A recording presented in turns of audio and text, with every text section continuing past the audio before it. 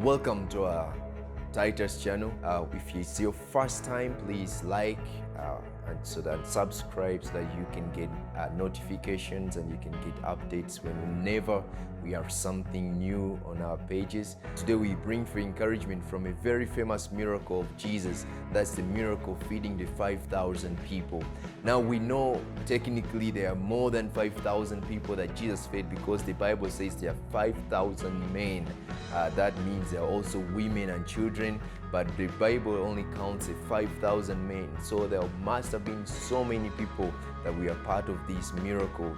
But I want us to notice that in this miracle is the only time where we see Jesus involving or working with his disciples from the start of the miracle to the end of the miracle. He involves them, talking back and forth, sharing them ideas and hearing from them, telling them what to do. It's the only miracle where Jesus participates together with these disciples. And again, that is actually going to be our main focus. But besides that, it is also the only miracle that is also recorded in all the four Gospels. All the four Gospels talk about this miracle. We know definitely the Gospels talk about the different miracles, but this is a miracle that comes across through all of them.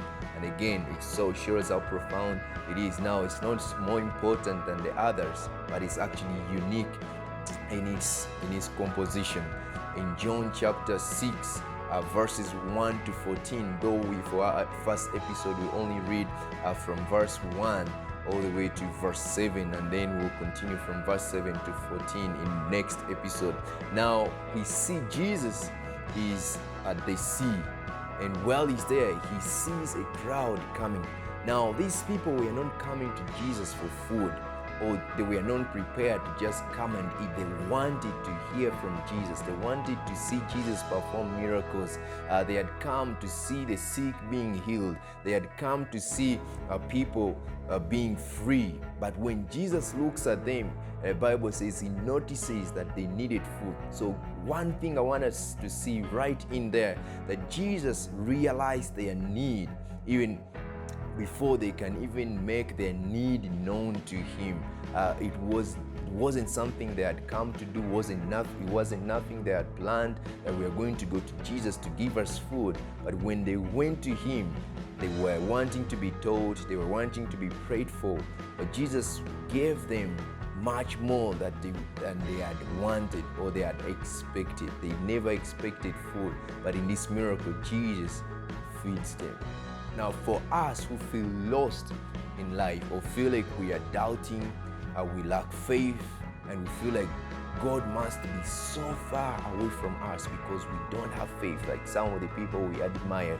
Now, this miracle is going to encourage us because we see the disciples had walked with Jesus for some time at this moment. They had seen the miracles he has performed. They had seen the sick being healed. They had seen the blind eyes open. They had seen the lame walk. They had seen so great things that Jesus had performed. But now they are confronted with just a simple question here. When Jesus sees the crowd, if you're following in John chapter 6, when Jesus sees these people in verse 5, it says, lifting up his eyes then and seeing a large crowd was coming toward him, Jesus said to Philip, where are we to buy bread so that these people may eat? Now, if Philip was a very good Christian, like some of us would say, Philip would have said, Jesus, we don't need to buy the bread. You can speak and bread can happen. Philip would have said, Jesus, we don't need to look for money to buy bread. You can pray and bread can happen.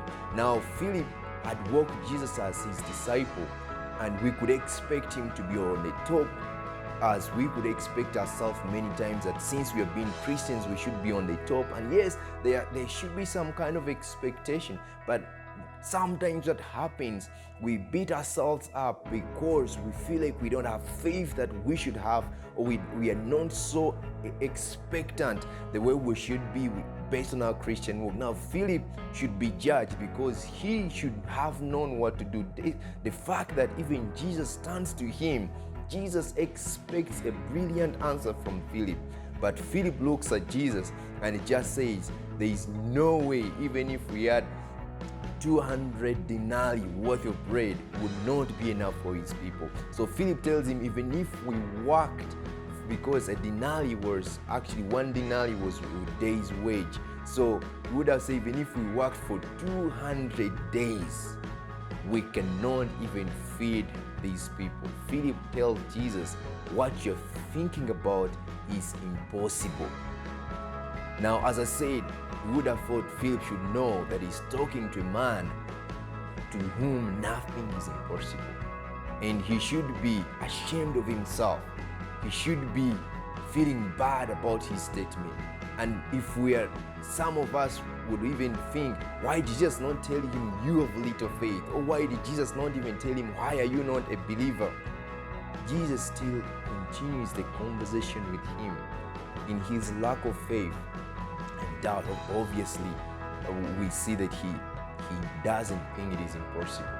Jesus still continues to work with him, and he continues to involve him and participate in a miracle with Philip. Now, it wasn't only Philip. All the disciples thought there is no way such a thing is going to be possible. Feeding 5,000 men and even more was impossible.